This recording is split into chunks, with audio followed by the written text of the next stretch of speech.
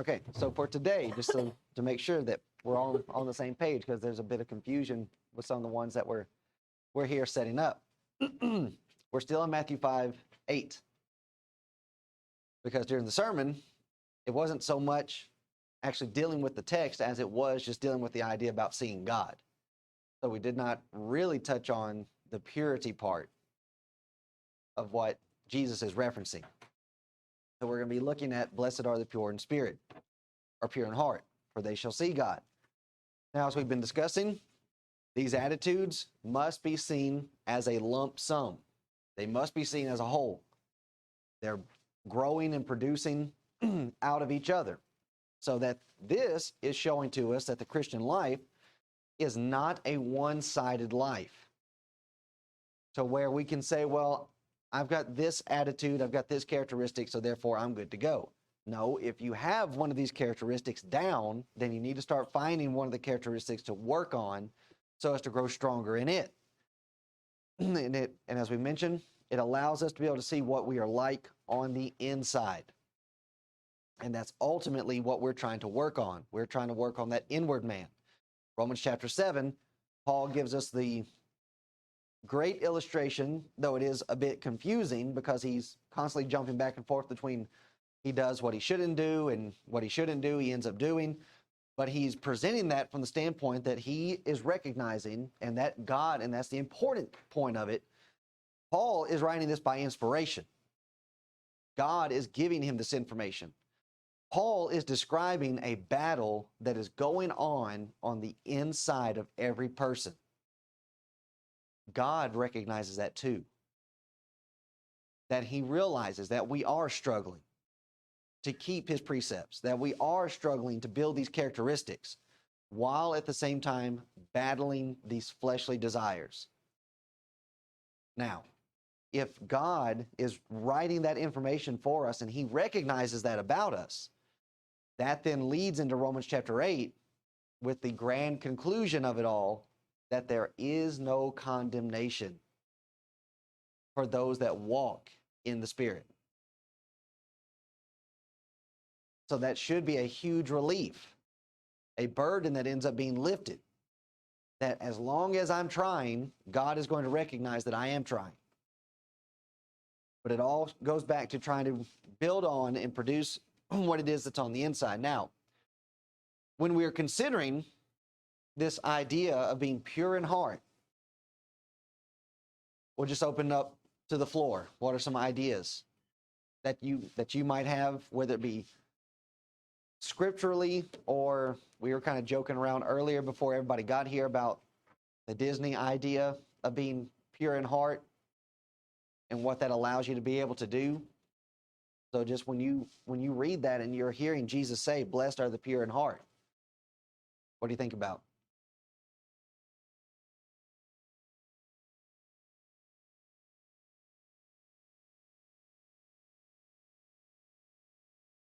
Okay.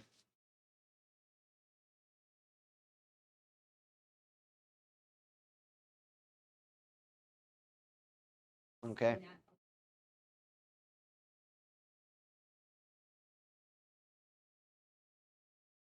Okay. All right. That's good. Anybody else? All right. So Jordan has the idea of just dwelling on good things. That's all right. I mean, well, I think about little babies, the way we're supposed to be like children, you know, and how they're innocent. Yeah. But can I say that with Rocky and that thing? It almost seems like I can't say.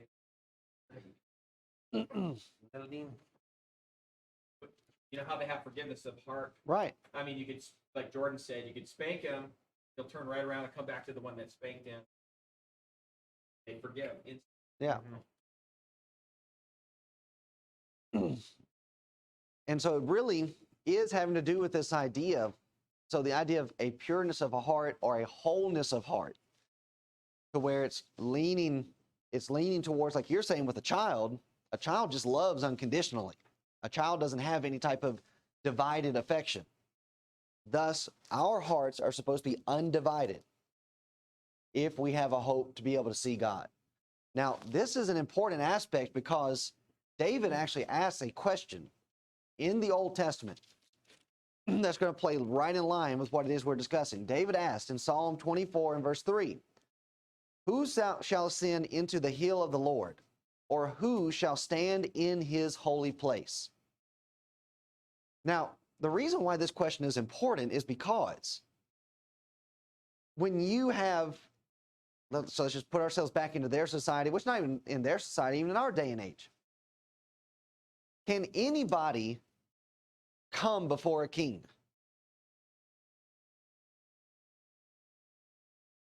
So when we're looking at this from the standpoint, who shall ascend into the hill of the Lord? That's his dwelling place. Can just anybody do that? Can just anybody walk into the White House and say, hey, I'm here to see the president? No. Can anybody, who shall stand in his holy place? David is asking the question, who can even come before God?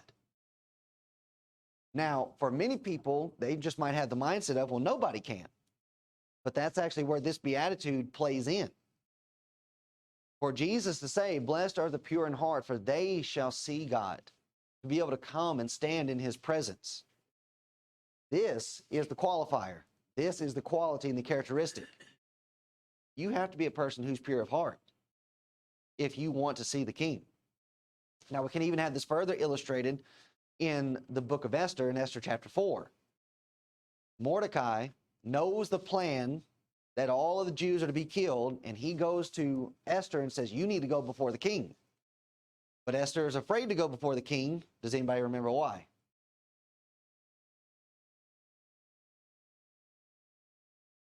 Okay. All right. She actually says that she has not seen the king for 4 days. And to just show up in the court, like Jamie was saying, unannounced and without being summoned, she could be put to death. So that's the kind of relationship that they had with the king. Is that if you show up before him and he just happens to be in a bad mood, it could be the death of you. But when we're just, as we've already discussed, so we're asking the question, what is that Jesus is addressing here? It is the idea that we are free from corrupt desires, that we have, or that we are in fact free from impure motives. So that also goes back to what Jamie was mentioning, is that what we're doing here, we have to do with the right motivation. We have to have the right desire. Coming here for Bible class, we better be coming here in pure in heart. That it's not just well, okay, I'm letting people see me. All right, I'm here. But my desire to be here, my heart's desire, is not really where it needs to be. That we are at our very core of soul, that we are right with God. That we've been studying how the right motives bring about the right actions. That if our heart is not pure, our motives are not right, then even though the actions that we are presenting may be good, they're not going to be acceptable. Thus, Jesus is illustrating for his disciples here, for us. If you're going to be a follower of Christ, and you're going to be in a position where you hope to see God, then you have to be a pure heart. Doing things without covetousness, doing things without envy, doing things without strife. Excuse me. And making sure that we're following, hungering and thirsting after righteousness is going to lead into this one. If we're hungering and thirsting after what God's righteousness is, that's going to lead us into a pure and stable position, pure and stable heart. So now let's go back to Psalm 24 again. We were in verse 3, and he raises the question, who can do this? Well, the answer comes in verse 4. He that hath clean hands, and notice, and a pure heart. So even under the Old Testament system, what was it that God was desiring for his people to have? A pure heart. Not just simply following the law. Because just following the law does not produce that. And you can see that with the Jews in Jesus' day. They were following the law, but they were far away from a pure heart. Who hath not lifted up his soul unto vanity, nor sworn deceitfully? So here again, we're getting into motives. Okay, you make a promise, you go into covenant with somebody, but your motives are wrong. You do so deceitfully, knowing that you're going to deceive the person, trick them out of what is rightfully theirs. Lifting up his soul unto vanity, those things which are empty and worthless. He shall receive the blessing from the Lord and righteousness from the God of his salvation. So the Old Testament and the New Testament are presenting the same thing. We have to come to God's system, God's religion, with pure motives. And oftentimes, too many people come to Christianity, to religion, just simply looking for, well, what physical advantage can I get from this? Who can I connect with? You know, they end up going to the biggest church in town because that's where all the important people go. That's deceptive. That's not you coming to this for the proper reasons. And then they go through all the motions. They sing and they pray and they assemble and so on and so forth. But God's not going to accept that. And it even says in this section, if you hope, he shall receive the blessing from the Lord. If you are in hope of receiving these blessings, then this is what you're needing to have. Clean hands, pure heart. The Hebrew writer will even say, Hebrews chapter 12, verse 14, follow peace with all men in holiness, without which no man, notice this, shall see the Lord. How we look at purity and how we look at evil. So again, that takes us back to verses 3 and 4. Blessed are the poor in spirit. Blessed are they that mourn.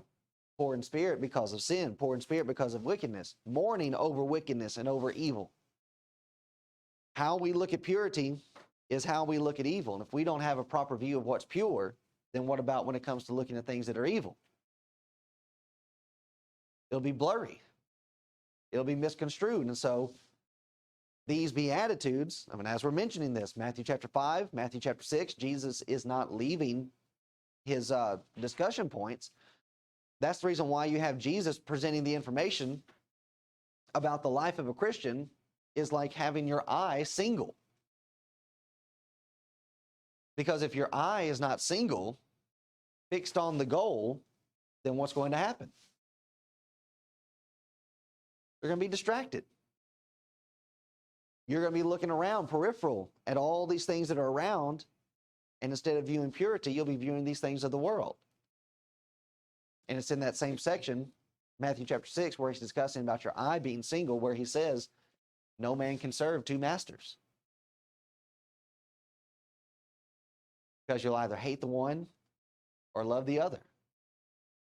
So thus, a pure heart, loving out of a pure heart, is undivided. There's a singleness of heart. James chapter 4 and verse 8. James would write, draw nigh to God, and he will draw nigh to you. Notice here, cleanse your hands, ye sinners, and purify your hearts,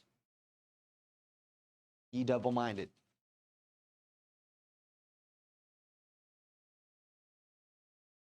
James is even giving us this illustration. Notice he says here, this is in the context of the double-minded. How do we get rid of this double-mindedness or double-souled, a two-souled man? A purity of heart, a singleness of heart, an undivided heart. That we are to draw nigh to God with clean hands and this undivided heart. What is being presented to us is the fact that you cannot cover up impurity with right actions. And there are a lot of people that try to do that.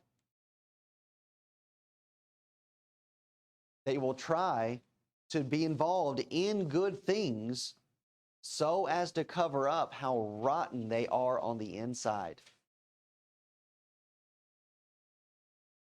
And that just doesn't work. Because eventually this double-mindedness, this two-sidedness, two-faced individual is going to come out. It's going to be shown. And that is exactly what the Pharisees were trying to do during Jesus' day. Matthew chapter 6, Jesus starts out after he goes through all of this discussion about how we're supposed to be, and then he immediately contrasts it. He says, okay, here's the example of how you're supposed to be. Here's the example of how you're not supposed to be. And he uses the Pharisees, this religious group, to show it. The Pharisees are out on the street corner and they're praying. Well, God says to pray. It's a good thing to pray. But why are they doing it? They're trying to cover up an impure heart. They are wicked on the inside, and they think that they can use these right things and these good things of God to cover up. Doesn't work, because that rottenness still shows through. And in fact, Jesus goes on further, way on towards the end of the book of Matthew. How does Jesus end up describing, or what does Jesus end up telling us that these people are like on the inside?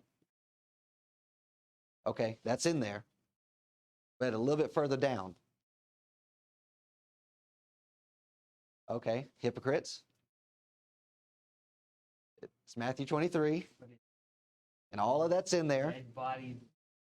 Do what? It's popping, but on the inside. Okay. Yeah. All right. Woe unto you, scribes and Pharisees, hypocrites. So, Jamie was right, just not exactly what I was looking for. For you may clean the outside of the cup and the platter. Now, that's what we're talking about. But within, they are full of extortion and excess. And he goes on to describe it. You wash the sepulchres, you wash the tombstones, but what's on the inside of that? Dead men's bones. Here is religion without purity of heart. It's worthless. It's vain. Not coming to God in a proper mindset, a proper attitude, poor in spirit, mourning over your sin, meek, hungering and thirsting after his righteousness. If that's not why you're coming, then this is not going to benefit you. If anything, it's just going to destroy you. And that's what was happening to the Pharisees. They were bringing condemnation on themselves because they were not coming with the proper motive. They thought they were already clean. We're Abraham's seed. We've never been under bondage. Why do we need to be freed from sin? And because of that, as we've already discussed, it allowed them or produced within them an attitude where they despise people, to where they would even extort. That's blackmail. And these are supposed to be the most religious people of the day. That's what an impure heart will do. Even to the point where earlier on in the section, he even says that they devour widows' houses. Now, we've not looked at it in depth, but I think we've already touched on it. How does God feel about widows in the Old Testament? All right, you do not touch widows or you will die. You don't think the scribes and the Pharisees know that? Oh, they know it. They've read the law. It's read every Sabbath day in their hearing. But an impure heart will have you ignore those things, and you will end up doing the very thing that you know that God will destroy you for.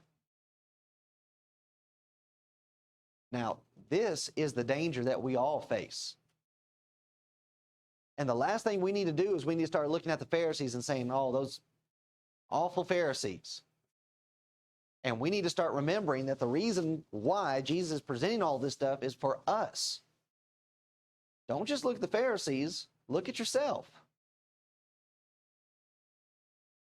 It is very easy to have an outward show that will cover an attitude that needs to change.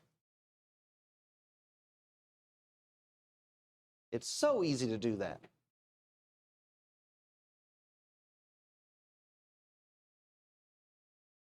Here we are for Bible study. That can be used as an outward show of doing what is right. But then while we're here going through Bible study, talking about all these attitudes that need to change, if I'm here for Bible study, but then I'm holding on to an attitude that needs to change, I won't change an attitude, I'm not here in purity of heart.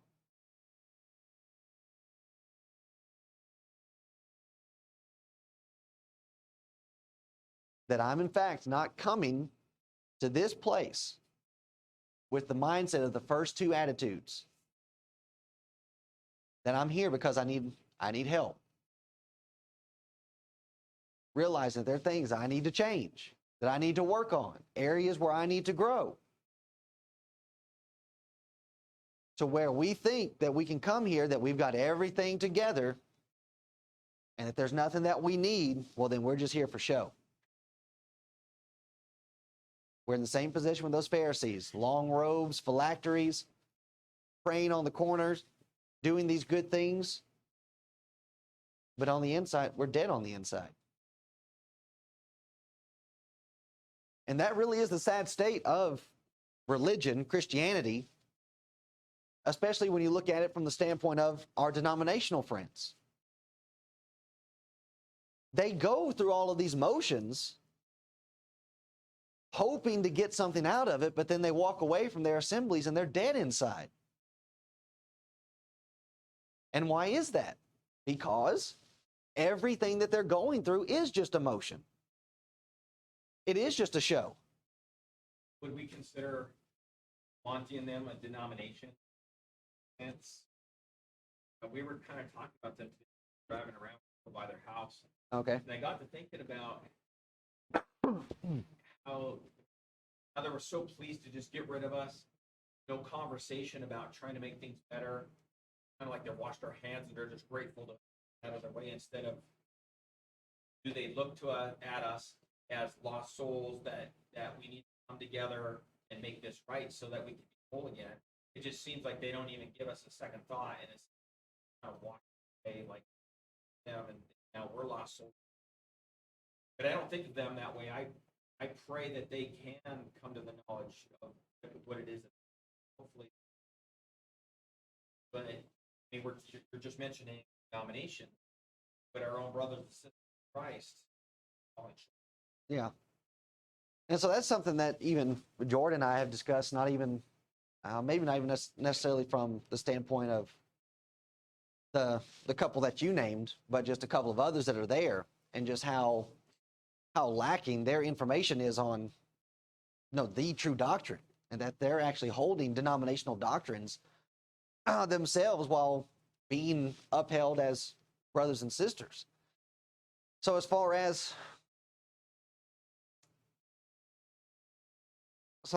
viewing them as a denomination, like a branch off from what the true church actually is, yeah, I would present it that way. That it's just they've left the faith, they've left the one doctrine, and so when you do that, what do you become? Yeah, you're not the one true church. You're something else that doesn't fit into that. So that goes into our study, to where we're looking at it, to where they might even say, well, we teach baptism for remission of sins just like you do. So do the Pentecostals. But we don't view them as being the one true church. Why? Because they're missing other things. See, it goes back to our opening slide. This isn't one-sided, to where you can grab that one thing that we have in common and say, oh, well, we have this one thing in common, so we're just like you. No, this is multifaceted. There's more than one characteristic that goes with this. I like that. Galatians 6:1. When we're overtaken in some sin,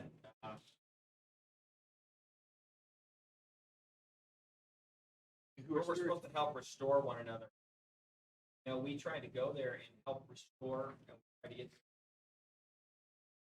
to work it out, and they don't want to do it. So that's one thing that they go through. They open a building, they go through the motion of praying, taking the Lord's Supper, singing, doing all that. But when it comes to other things to make it right, they must not understand what to do. Yeah. They should be trying to make stuff better with us. At the same time, we were making stuff better with them. They don't really have anything to do with this, but I don't see them coming and trying. It's almost like the idea is there that we're supposed to go along and we're not supposed to have any problems. And it's just like, oh, you've got problems? What's wrong with you? And it's like, what are you talking about? I know you got problems. Have they even read the New Testament? Right. Right? The are in? Yeah. Now what they're all about is Yeah. just making.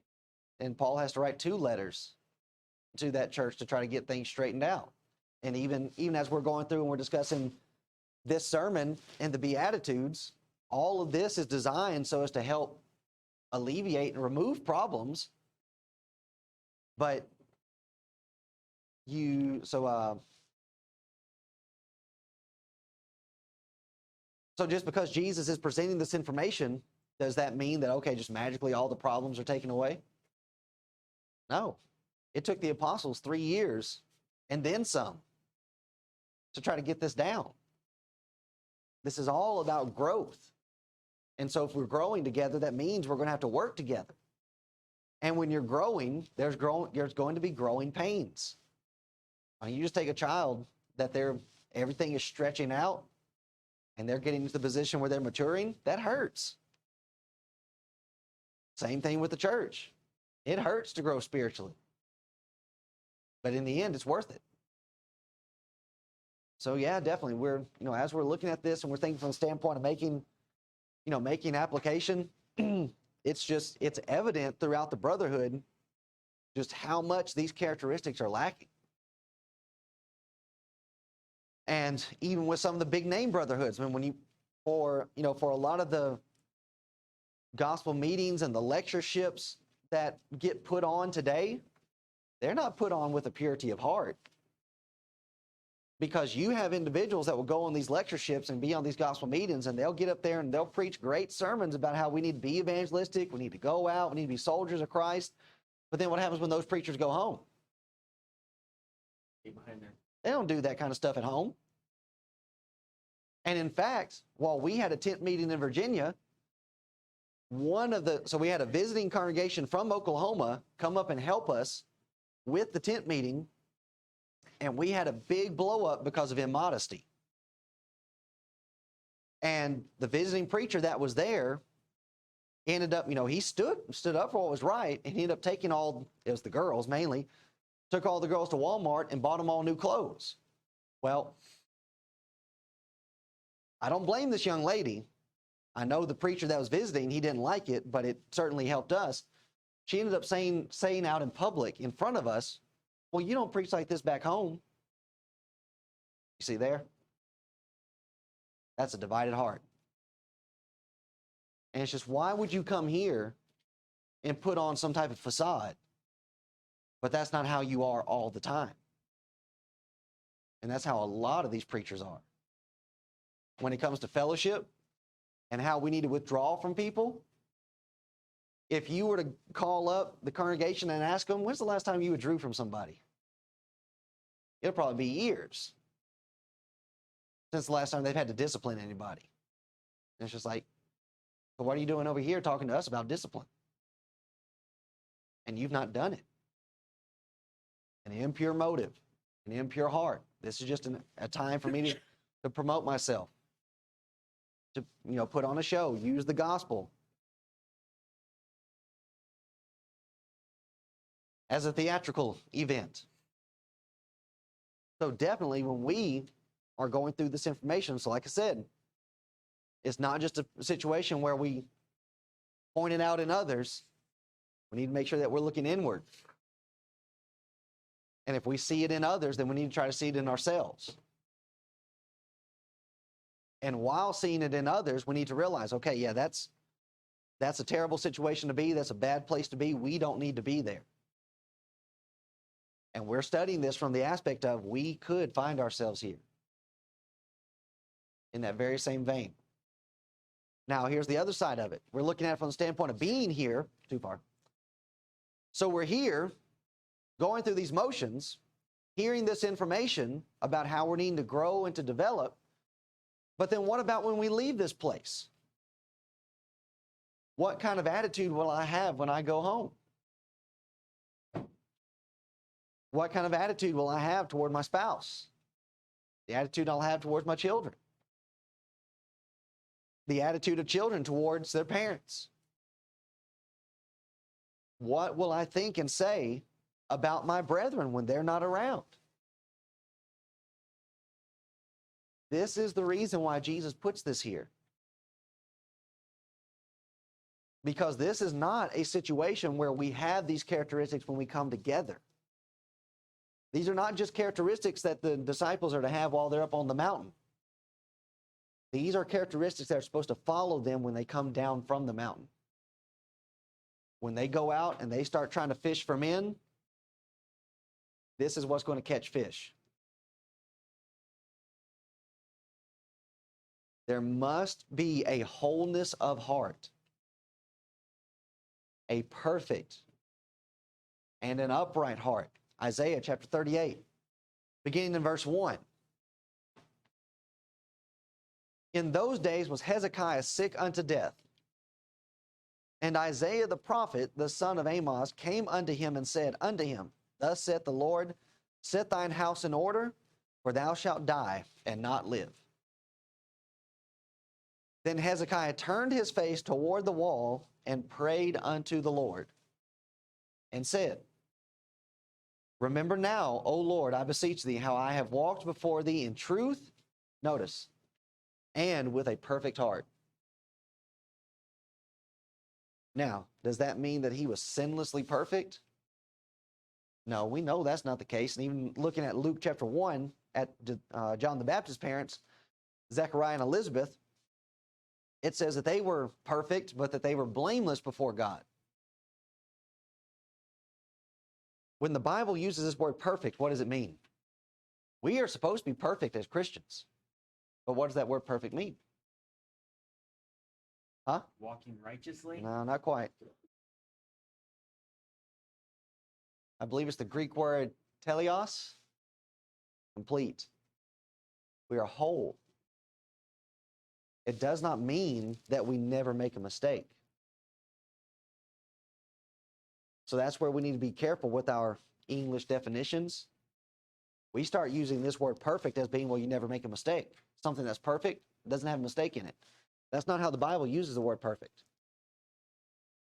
It's the idea that we are whole.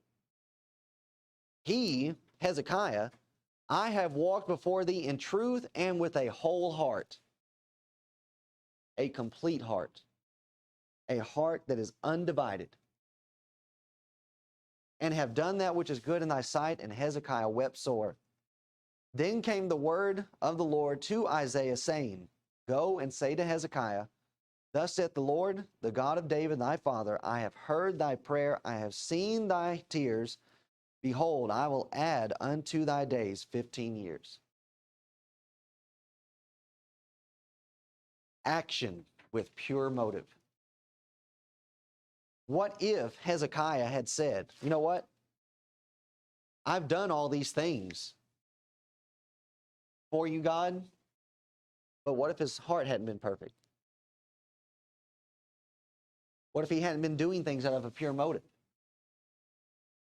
God could very easily responded and said, okay, I've seen what you've done, but your heart wasn't right. You're going to die tomorrow. But because of a pure heart and doing that which is in truth, God says to him, I'm going to bless you. And that's one of the things that we need to remember with every single one of these Beatitudes. With every single one of these Beatitudes is a promise of reward.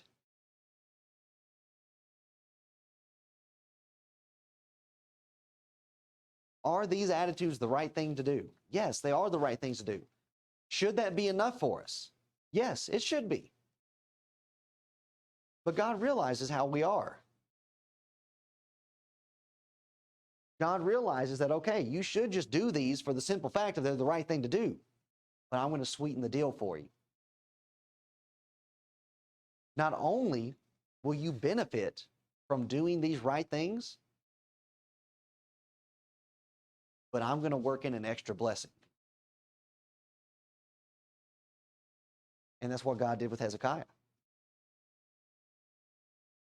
You've done right, and you've done right from a perfect heart, you get 15 more years. Now, depending on how you look at that, that could be either a blessing or a curse, depending on what the years are like. But for many people during this time frame, and even for people today, people are afraid to die. They find themselves on their deathbed and they get frantic.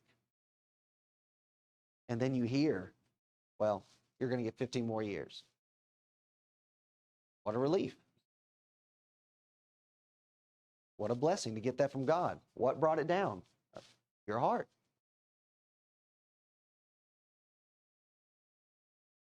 A complete heart with full involvement. We've already looked at James chapter 1, how he makes mention of a double-minded man. And this is what we're trying to stay away from. A double-minded man is unstable in all his ways. Double-minded or two-souled. This is an individual with an impure heart, with a divided heart. There's a difference between what we want people to see and what we really are. And that produces conflict. 1 Kings chapter 8, verse 61. This is the coronation is not the right word, but this is the time frame where the temple was built. It is completed at this time. Solomon brings all of Israel together, and Solomon gives a blessing to go on the house of God. And he's at a section to where when he is discussing people that have sinned and that will turn to this house or turn to the east to pray towards this place, he then makes this statement in 1 Kings chapter 8 and verse 61. Let your heart therefore be perfect with the Lord our God, to walk in his statutes and to keep his commandments as it is this day.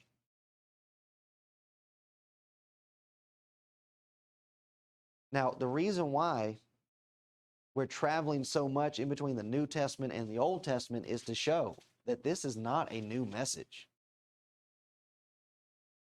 That what Jesus is presenting is what God has been desiring all the time.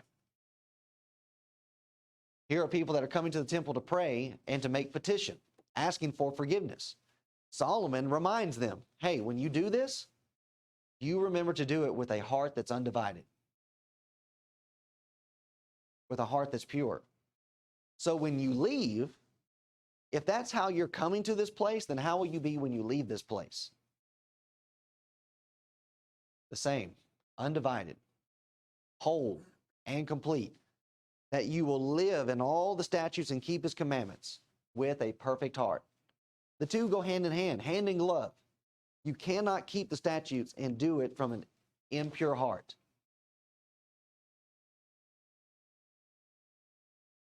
Now here's the sad thing about it.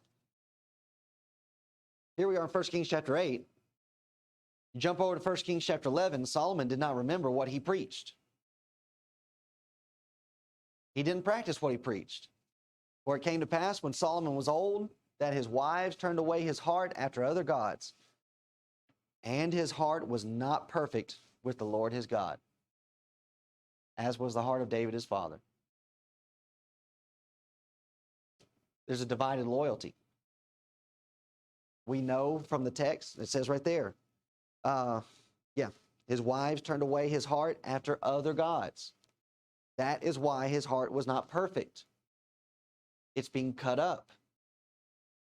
It's being split, and it's being splintered to where his loyalty is being spread out into all these different areas. If we are going to serve God, we have to serve God with a full heart. There's a divided loyalty, so there's not a singleness of person. There's not a singleness of mind. Solomon had become a double-minded man. Now, this is not only important for relationship between God and man, but this is also important for relationship between man and man. If we're going to have a right relationship with God, and that's based upon having a perfect heart, a pure heart, then what about getting along with one another? same thing. In 1 Chronicles chapter 12, verse 33, look at what this produces. Having a pure heart, perfect heart. 1 Chronicles 12:33, of Zebulun, such as went forth to battle, expert in war, with all instruments of war, 50,000, which could keep rank. There was no division. Now, you just think about how difficult this would be. You've got 50,000 men, and they're not breaking rank. Notice, they were not of double heart. What keeps unity? Purity of heart. Here are 50,000 men going out to battle, and they could walk lockstep, united. Why? We know why we're here. We're here to fight. We know the assignment. We know the orders. We know who the enemy is. But guess what? All it takes is one person to fall back, and what happens to everybody else? That fear spreads like a virus. So in order to have this, so as we're saying, this is not just something that they are inbred with. Oh, the tribe of Zebulun, this is just who they are.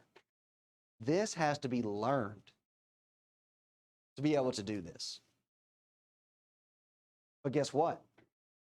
Are you going to go to war and not break rank with somebody that you don't trust?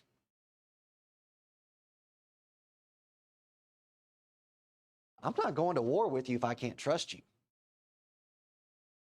There has to be a trust throughout this entire unit, this entire facility,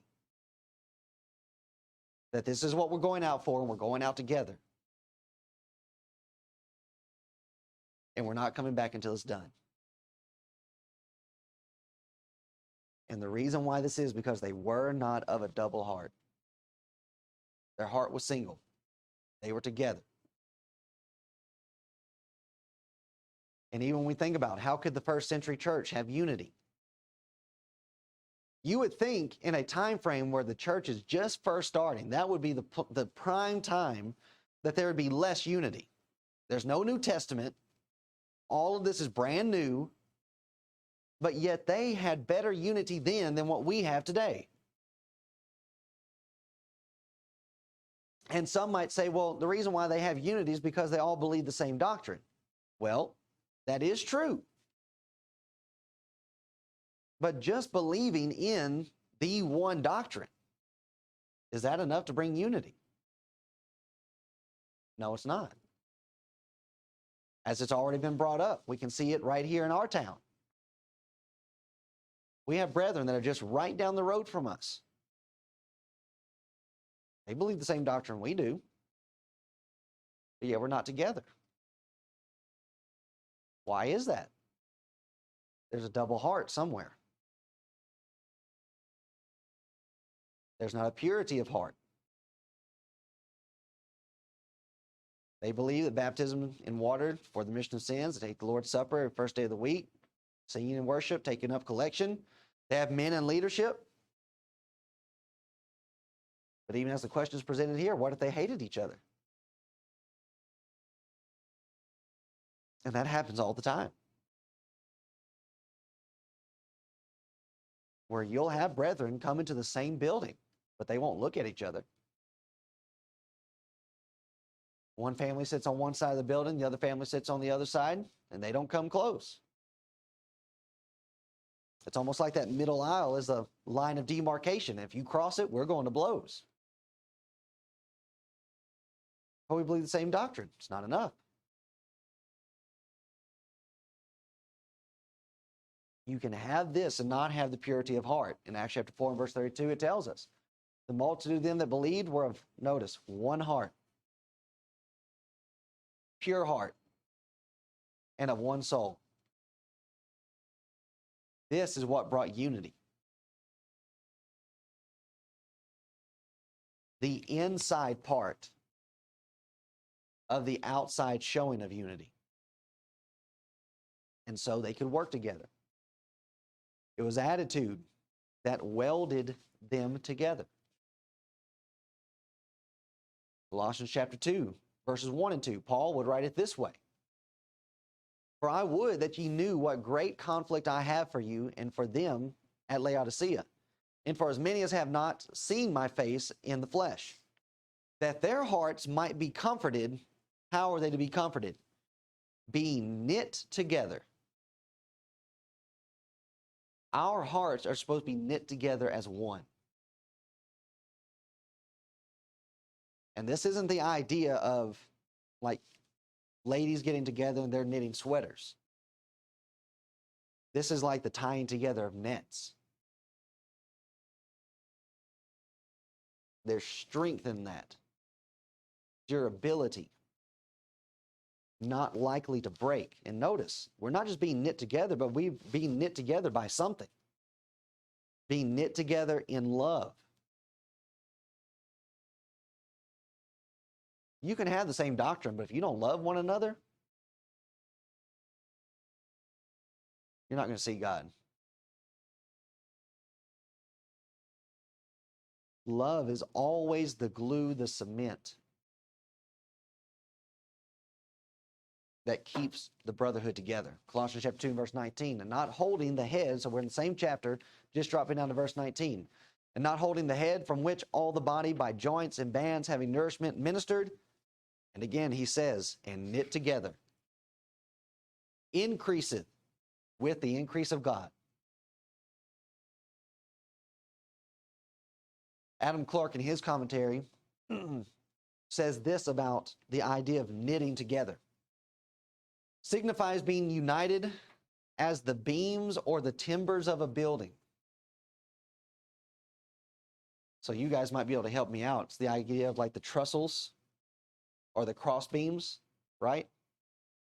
Kind of holding everything up. And even with, so especially during this day and age, it's the idea of like a log cabin type idea. If you have a weak beam or a weak log in that wall, it's not going to stand. That's the idea with us. We're being united as the beams or the timbers of a building by mortises and pins. The visible church of Christ cannot be in union with God unless it have unity in itself. And without love, this unity is impossible. Love is the cement, the glue, it is the bonding agent. So going back to the question that you had earlier about our brethren over here, ultimately what it comes down to is they don't love you. Just put it blunt. If they don't love us, how far does their love extend? How- Because if they can't love brethren that they can see, how are they going to get onto the Right. them? Not trying for us. That's right.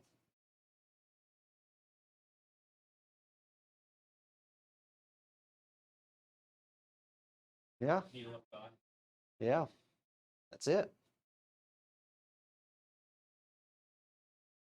So to a large degree today, we preach unity but practice division. Now, all division is not bad. Even God calls for some type of division. But to a large point, to a large degree, there's a huge amount of division that's going on throughout our brotherhood that should not be there. But then at the same time, there is some division that is needing to take place. So it's, I don't know. I don't guess that necessarily falls into the category of catch-22, but I can't think of anything else. It really boils down to brethren do not really love each other. Or our love only applies when things are good. But when things get difficult, to love brethren,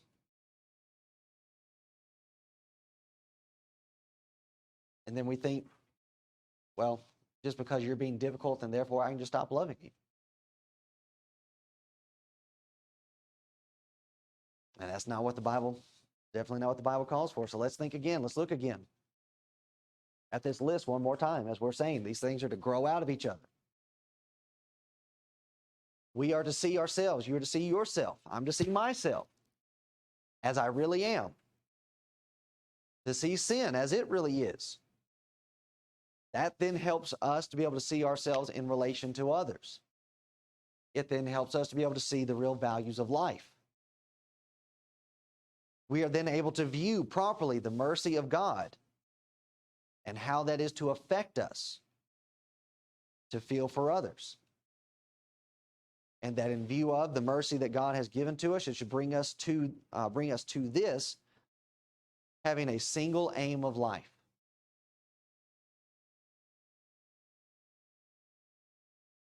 That we are not to be divided amongst ourselves, and certainly not within ourselves. Paul would write to Timothy, 1 Timothy chapter 1 and verse 5. Now the end of the commandment, now when it says the end, it's talking about the goal, the finish line, the aim. The goal of the commandment, notice, is charity. Love. But notice this, love out of a pure heart, and of a good conscience, and of faith unfeigned. The love that we are supposed to have is not supposed to be fake.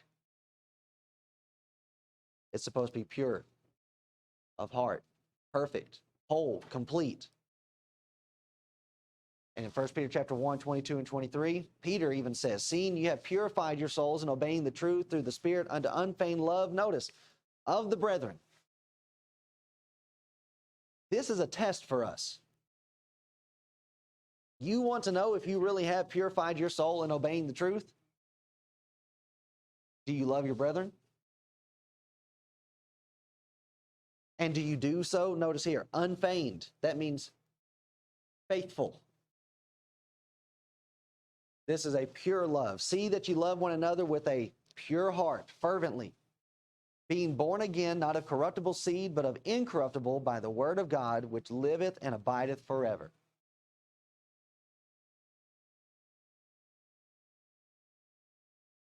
But even as we're going through this and we're emphasizing, all right, love of the brethren is to be there. But love does not cover up sin.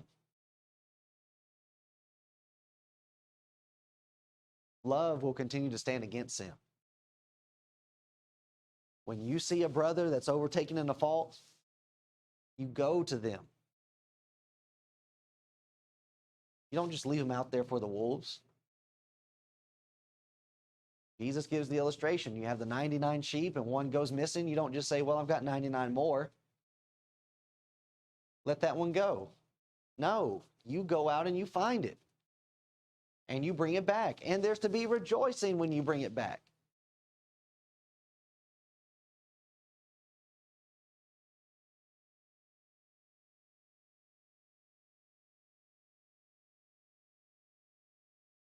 To see God. And as we said, not just in the idea of seeing God that we'll see him when we get to heaven. But as we mentioned in our sermon, it's the idea of being able to see God now. Is based upon these characteristics. And we realize that the ultimate of these is the fact that God loved us so much. Everything that he has done for us comes from the position that he just simply loves us.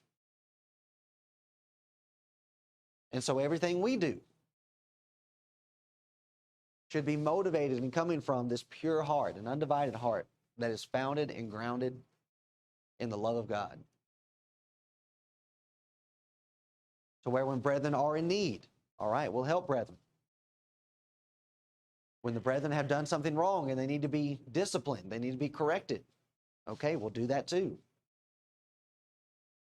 And when it comes time to bring them back, to have them be restored, which should be our ultimate goal,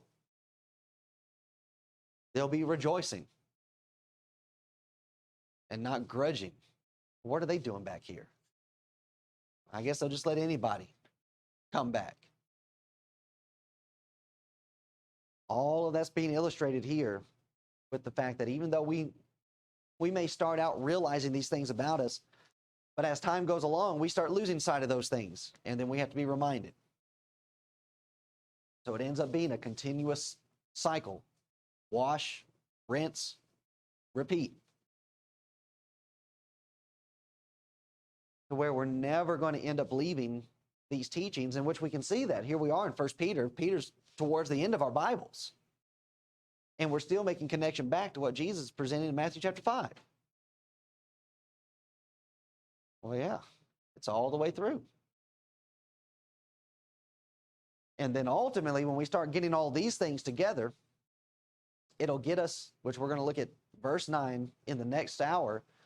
But this is all getting us to the conclusion that he's trying to reach about persecution. If we have all of these in line, then when it comes time for us to be persecuted, it's going to be a little bit easier. Because we'll start seeing the persecution from the right perspective. As we said, these Beatitudes are all designed to change our vision, to change how we see things. All right. Any questions, thoughts, comments on purity, pure of heart? Okay. All right. I don't expect any more mistakes. For anybody else? Yeah. That's a joke. Can't miss it. Yeah.